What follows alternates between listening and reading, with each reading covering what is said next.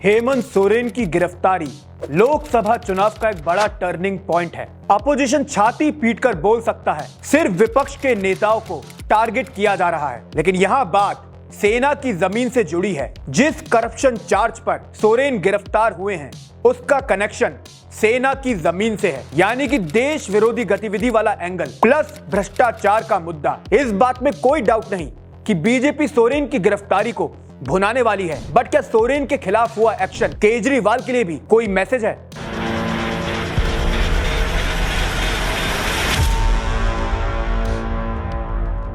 नमस्कार, मैं हूं सुधांशु माहेश्वरी और शुद्ध देसी राजनीति के 36वें एपिसोड में आप सभी का स्वागत है। सोरेन की गिरफ्तारी पर आज हम डिटेल में बात करेंगे, लेकिन सबसे पहले उस कॉमन लिंक का जिक्र जो सोरेन और केजरीवाल दोनों को जोड़ते हैं। देखिए, दोनों हेमंत सोरेन और अरविंद केजरीवाल पर भ्रष्टाचार का आरोप है। एक जमीन घोटाले से जुड़ा है, दूसरा शराब घोटाला है। सोरेन ईडी के 10वें समन के बाद गिरफ्तार हुए हैं, वही केजरीवाल को 5वां समन भेज दिया गया है। सोरेन पर आरोप he was not cooperating in the जांच, केजरीवाल पर भी सेम आरोप। अब सोरेन हो चुके गिरफ्तार, यानी कि अरविंद केजरीवाल भी।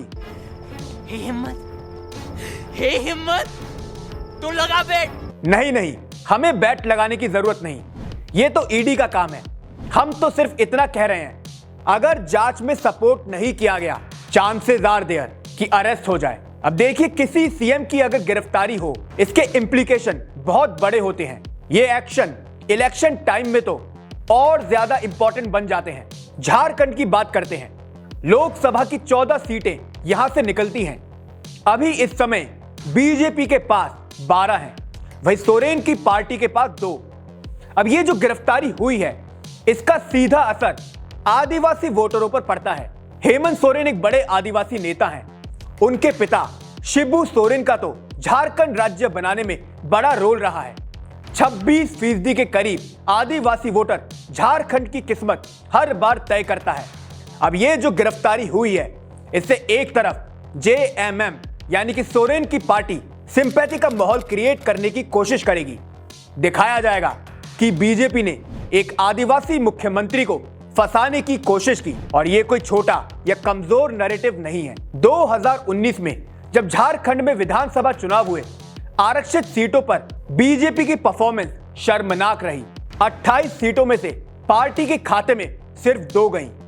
अब अगर सही मायनों में सोरेन आदिवासी समाज को रिप्रेजेंट करते हैं, बीजेपी को एक और झटके के लिए तैयार रहना चाहिए।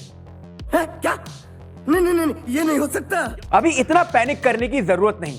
इस पूरे विवाद का एक दूसरा एंगल भी है। अगर सोरेन विक्टिम कार्ड खेल सकते हैं, बीजेपी के पास भी कहने को बहुत कुछ है। अगर ये करप्शन के चार्जेस सही निकलते हैं, नैरेटिव काफी इजीली सेट हो जाएगा।